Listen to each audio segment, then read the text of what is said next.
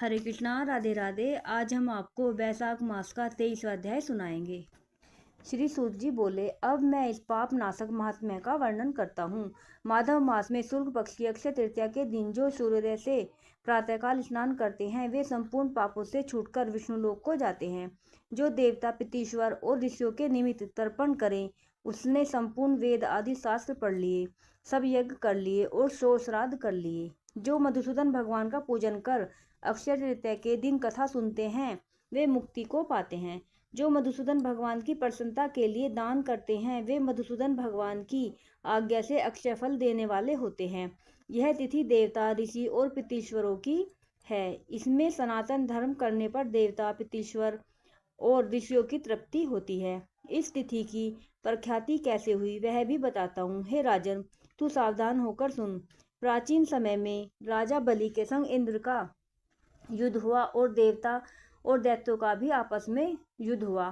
इंद्र पातालवासी बलि को जीतकर फिर पृथ्वी पर उत्थय के आश्रम में गया। वहां जाकर उसकी मंदगामिनी गर्भिणी पत्नी को देखा, जिसकी कमर में स्वर्ण सूत्र में बंद किंकिणी शोभा दे रही थी।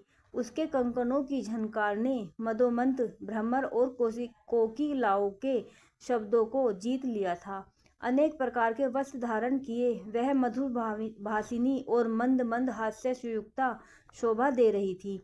उसके कुंभ सदृश पीना कुचों के अपूर्व शोभा हो रही थी। विकसित कमल के समान उसका मुख और नील के समान उसके नेत्र थे। केतकी के उदर के समान पीत और मनोहर गालों वाली, परिश्रम में श्वास भरती हुई दिनाक्षी पर्णकुटी की ओर मुख किए थी। उसे परियक पर शयन करती हुई देख इंद्र को मोह उत्पन्न हुआ। वह बलपूर्वक उस गर्भिणी स्त्री से भोग करने लगा। तब गर्भस्थ पिंड ने अपने गिरने के भय से दुखी होकर अपने पांव से योनि मार्ग को ढक दिया, जिससे इंद्र का वीर्य पृथ्वी पर गिर पड़ा। तब गर्भस्थ शिशु पर इंद्र को महाक्रोध हुआ और रोष के मारे तांबे जैसे लाल नेत्र करके शाप दिया कि हे दुर्बुद्धे, तूने पांव से योनि द्वार को रोका है, इससे तू जन्मांध हो और दीर्घतम पावों के वीर्य संचालन से जयंत के समान हुआ। इंद्र ऋषि के शाप से भय से शीघ्र ही भागा। उसे भागते हुए देख संपूर्ण शिष्य हंसने लगे। तब वह लज्जा के मारे पहाड़ की कंदरा में जा घुसा और वहां बैठकर उग्र तप करने लगा।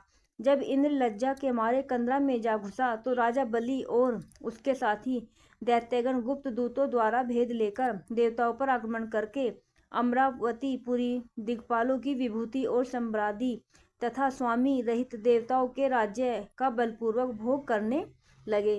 तो अग्नि आदि सब देवता अपने रक्षक को न देख बृहस्पति के पास जा इंद्र का वृत्तांत पूछने लगे कि हमारा स्वामी कहाँ है।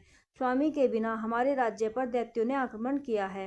हे विभो, बहुत दिन बीत गए, इंद्र क्यों नहीं आते। हे महाराज, हमें बताओ, जहाँ इंद्र हो हम वहीं जाकर प्रार्थना करें। इस प्रकार जब देवताओं ने पूछा कि बृहस्पति बोले, रसातल में बलि को जीतकर इंद्र उत्थय के आश्रम में गया और वहां उत्थय की स्त्री से बलपूर्वक संभोग किया। इस पर उसके शिष्यों ने बड़ी निंदा की।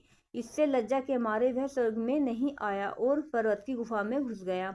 वहीं पर सची सहित निवास करता है और अपने किए हुए कर्म पर चिंता कर रहा है। बृहस्पति के ऐसे वाक्यों को सुनकर अग्नि आदि सब देवता इंद्र को ढूंढने और प्रार्थना करने के लिए मेरु पर्वत की कंदरा में पहुंचे। कंदरा में बैठे हुए इंद्र को देख उसके बल वीर्य का प्रकाश करने वाले लोक विख्यात स्त्रोतों से उसे प्रसन्न करने लगे। हे इंद्र, हे सब देवताओं के स्वामी, तुमको नमस्कार है।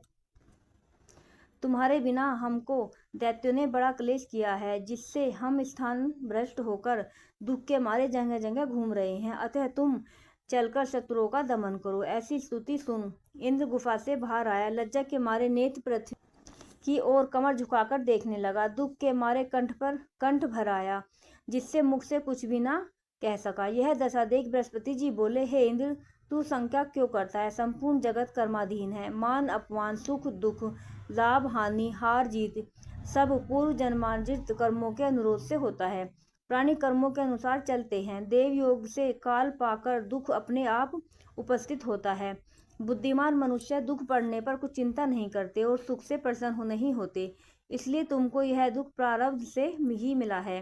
हे इंद्र, इस दुख को पाकर तुम्हें सोच करना उचित नहीं।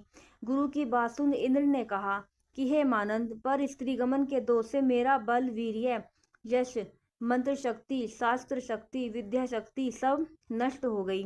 इन सबको खोकर मैं यहाँ गुप्त निवास कर रहा हूँ।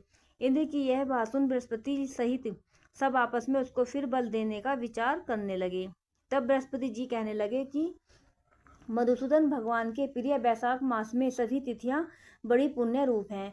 इसमें शुक्ल पक्ष की तृतीया अक्षय तृतीया है। जो इस तिथि में श्रद्धा पूर्वक स्नान आदि दान आदि करता है, निसंदेह उसके सहस्त्रों पाप नष्ट हो जाते हैं तथा बल, वीर्य और ऐश्वर्य अत्यंत बढ़ते हैं। अतएव अक्षय तृतीया के दिन बलि के बैरी इंद्र द्वारा स्नान दान आदि सत्कर्म कराने चाहिए, जिससे उसका हित साधन हो, जिसके प्रताप से इंद्र में विद्या और मंत्र शास्त्र में पूर्वत शक्ति हो जाएगी। बल, वीर्य और यश भी पूर्वत बढ़ जाएगा। देवताओं समेत बृहस्पति जी ने ऐसा विचार कर इंद्र से वैशाख के धर्म कराए। अक्षय तृतीया के दिन भुक्ति और मुक्ति देने वाले धर्मों से पूर्वत बल और वीर्यादि बढ़ गए तथा पर स्त्री गमन का दोष भी तत्काल नष्ट हो गया। इस क्रम से इंद्र अपने पाप कर्मों से इस प्रकार छूट गया जैसे चंद्रमा राहु से छूटता है, और वह देवताओं के मध्य पूर्वत शोभा को प्राप्त हुआ। इंद्र ने देवताओं को संग ले असुरों को जीत अक्षय तृतीया के महात्म्य में सब वैभवों से मुक्त हो अमरावती पुरी में प्रवेश किया। आगे शंख तुरीयादि बाजे बजने लगे। फिर इंद्र की आज्ञा से सब देवता अपने अपने घर गए और पूर्वत यज्ञ आदि से अपना अपना भाग लेने लगे। पितीश्वर पूर्वत पिंड भाग प्राप्त करने लगे। राक्षसों के हार जाने पर मुनि स्वाध्याय में तुष्ट हुए। तभी से संसार में अक्षय तृतीया प्रख्यात है। यह देवता, ऋषि, पितृगण सबको संतोष देने वाली है। अतः यह सब कर्मों को काटने वाली सबसे पुण्यतम है। यह अक्षय तृतीया मनुष्यों को भक्ति और मुक्ति देने वाली है। राधे राधे। बोलो मधुसूदन भगवान की जय।